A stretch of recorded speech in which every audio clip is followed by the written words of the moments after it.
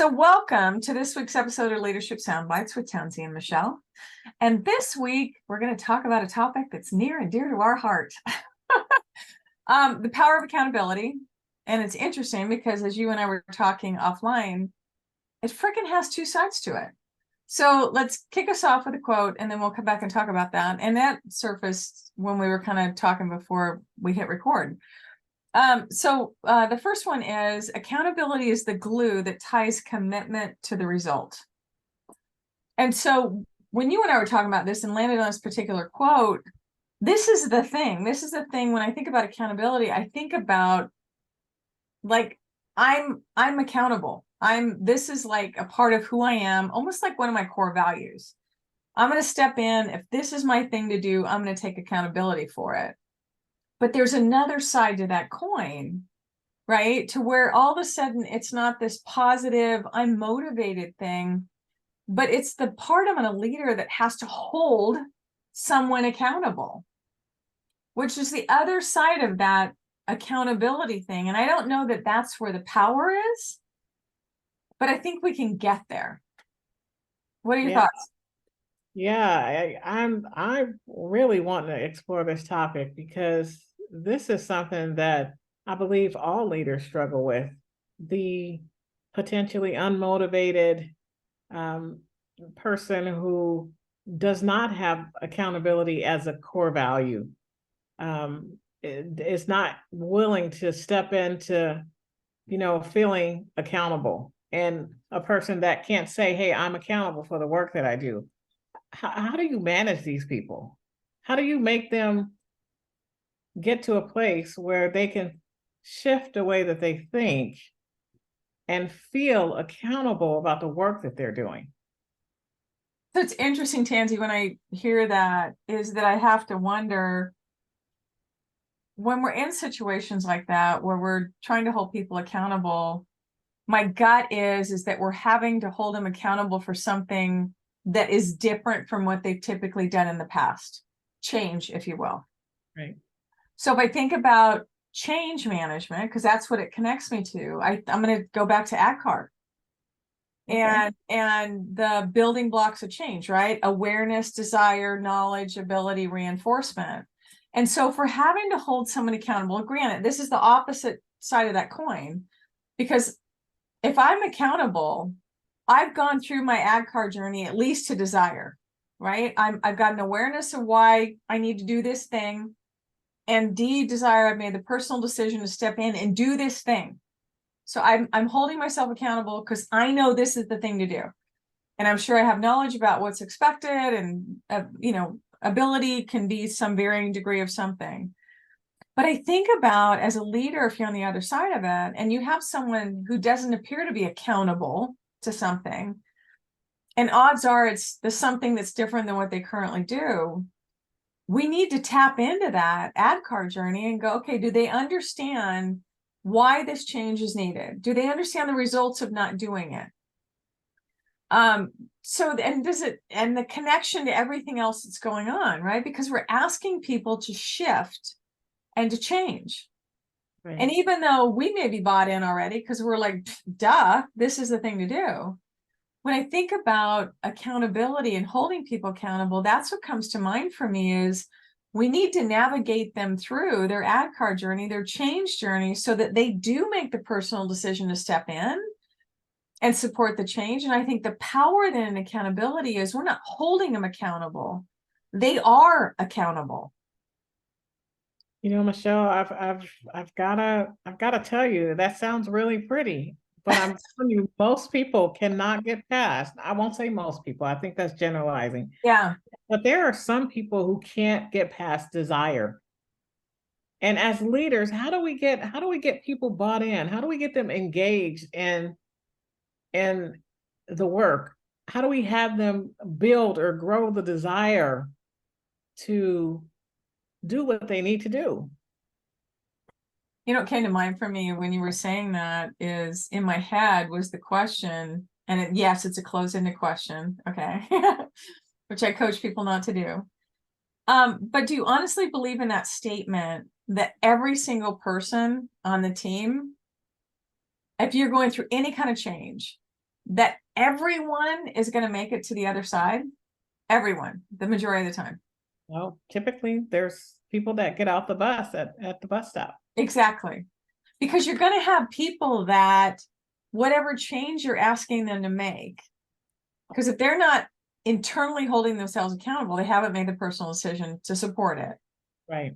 That they don't align with it. I mean, at some point I think we have to go, we owe it to the people on our team and the organization to make the effort to go through good change management. Right. But that being said, even with good change management, you have people that just opt out and they go, you know what, this isn't for me. Yeah. So that's the thing that comes to mind for me is I don't know that, because what I hear too is leaders may think that they failed, air quote failed, because you couldn't get people to become accountable or to hold themselves accountable. Right. And as long as we're going through the effort of change management and engaging with people and not just going, well, if you can't figure it out, I can't help you, right? But if we go through those steps and then people still make the decision that it's not for me, we have to respect that. Yes. Which means if this is the change in the accountable way the organization's going and this isn't for you, we have to part ways. Yeah.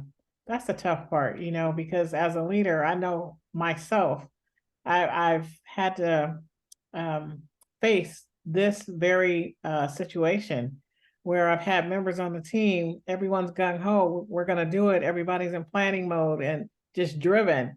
Yet you have the one or two employees that is just kind of falling to the wayside, I guess. And you check in and you try to kind of jumpstart them, if you will. Try to dig in and try to understand, like, hey, do you understand what's going on, or where can I help you, or what's going on? They're just not motivated. They just don't want to do it, and it's tough for a leader to have to I don't want to say give up, but have to recognize that, perhaps this person or these people won't make it to the end. Yeah, I in my head, I was going through as you were talking, and I think that's where the opposite side of the coin is, right? Because if you have team members step in, and the power and accountability is where it comes from inside. Yeah. Right. Inside. I mean, that's the drive, that's the results, that's all the stuff coming in. I'm like shrinking here with my Zoom camera. That was so weird. They're like, honey, I shrunk the kids. So I just got further and further back. But when I think about it, it's like the power in accountability is when it comes from inside us, right? Is that, and there's another one, the price of greatness is responsibility, Winston Churchill. That's the power in it, to where it's not being forced from the outside, to where someone else is coming in going, I'm going to hold you accountable. Because there is some punitive action associated with that. And all of a sudden, accountability is this stick. The tool, all of a sudden. Exactly. It's some punishment that we're doing for people. And I think the power in it is where it's not a punishment. It's how can we get, to your point, the fire lit, under somebody, to where they're going to step in and they're making that choice to do it. Yeah. But you've got people too in an organization, Tanzi, that, and I've watched it happen, that they're the fence sitters, or they're the ones that are just gonna, fly underneath the radar, because in their minds, this too shall pass. Yes. Maybe that's it. That's it. The one thing that came to mind for me when you were talking about accountability coming from within, it took my mind back to a conversation that I had with my leader at a previous organization. And during our monthly one-on-one session, we were going over some things, and my leader shared with me that she wanted, she had a few additional thoughts about some of the things or points that I had made during our one-on-one session, and wanted some follow-up on a few things, and it made a couple of couple suggestions of things that she wanted me to follow up on. Well, the very next day that I saw her, I updated her and just kind of let her know that of the 10 things that she had shared with me that she wanted me to do, I was done with 8 of them. It's that level of accountability that's within me that keeps me on the straight and narrow. Yeah. It keeps me striving to greatness. Well, I was going to say, it goes back to the Churchill quote just now, you know, but where does that come from in you? When you think about that level of accountability, it's like, I'm going to boom, boom, boom, knock this out. And it almost feels like, let me get that out of the way so I can get back to my regular stuff, right? I gotta admit, sometimes it can feel like that because you want to make sure that you're taking care of the things that your leaders asked you to do. But I would say oftentimes I just see it as just as you mentioned, it's the journey to greatness. Mhm. That's the thing that really resonated to me because I'm always striving to be better than I was yesterday. Yeah. And if my leader is sharing with me, things that will help me get there, or maybe sharing ideas or some ideas or things that I hadn't thought about. Mhm.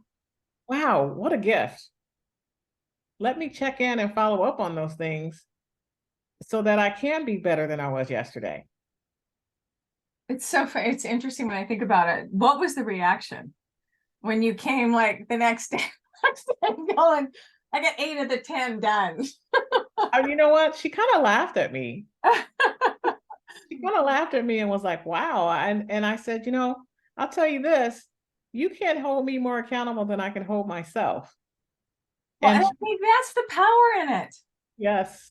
So if you've got an employee on your team that's the case, the power is I'm motivating me. I'm gonna knock this stuff out, And what's really cool is I've been on teams where and I'm sure you have too, where you're on this team and the people on the team are freaking in it. They're accountable, they're dependable, they're all the ubbles that you can think of, right? That's awesome. And when you have people like that, you don't have to waste the energy to follow up with somebody else to make sure their stuff's done. Right. You can then just focus all your effort on your stuff that Right. you have to get done. That's part of the team coming out of this. I think that's where it just skyrockets the Yes. results. Yes. When you get a team to that state, oh my God, what an amazing experience. What an amazing journey. Yeah. Because that team's going to go to new levels, higher heights. They're just going to drive it. That's the kind of team I want. I've had 2 different points in my career where I've had very high performing teams like that. And it's interesting from a leader perspective, because I'm like, you have to stay ahead of them, right? You've got this high performing team and you're like, okay, you're kind of pacing alongside, but then you got to go ahead because you're the leader. It's like, okay, let's make sure we're all aligned and we're going the same direction and we're challenged and there's feedback and everything else. And when you're in that kind of team, for me personally, I up my game. Yeah. And I think that's part of too, when I think power of accountability, it's like, I'm not having to hold the team accountable. I'm holding myself accountable to be there and add value to them so that they can keep growing and accelerating. Because I've coached many leaders that I've heard a complaint, something along these lines. I'm just going to paraphrase. And it starts out, it's interesting enough, a complaint that says, my leader doesn't spend enough time with me to develop me. They're spending time over here with somebody else, basically a lower performer. Okay. And what I'm hearing that is not being said, but I'm hearing it, and I ask, is what development do you believe your leader can give you at this point in your career? And then there's silence. Wow. And the answer has been none, really. Wow. So what happened is, and it's an interesting thing when that stuff happens, is they've outpaced, or at least they're at the same level as their leader, and they're not seeing the additional learning and development that can come from the leader. And so I think part of that accountability piece, like I was talking with a high performing team, is we need to stay ahead of the team, even if it's just a nanosecond ahead, so that we don't ever end up with that place that someone on our team who is a high performer and running, they don't see that there's any benefit or value to learning from the leader anymore. And I think that's part of the power and accountability too. How do we hold ourselves accountable to be on this learning journey so that we do continue to have nuggets that we can give back to the people on our team. Yeah. Yeah, that's really, really great insight. I was just trying to think about a time where I felt like the team is so high perform. Well, gosh, I feel like I've had the opportunity to be on a couple of high performing teams as well. And oh my goodness, trying to keep up with those guys, man, that was real work. But I think it was probably some of the best journeys I've ever been on. Yeah. Some of Well, the I think about that stuff too, Tansy, and think about and it's not that we have to stay like crazy distance ahead. I think the part of it too is when you've got a team that is highly accountable, highly motivated to just excel. I remember the teams I was on, it was like we would have these yearly evals, and so you'd have your target and then you have your stretch target, right? They didn't even look at the regular target. It was the stretch target, right? So that was the team that I was on. And I think, like me. yeah. Oh, it's like, yeah, what's that? No, we're doing here. And I'm like, of course you are. Of course you're up there. Mediocre, Yeah. mediocre. Yeah. What are you talking about? But the thing is, it when you're around people that challenge you like that, me personally, my experience is I up my game. Yeah. And I think that's the thing, is that you don't get intimidated by it, you get motivated by it. Motivated. I love it. I love it. That's what it's about, motivation. Yeah. Yeah. How do you tap into the internal motivation?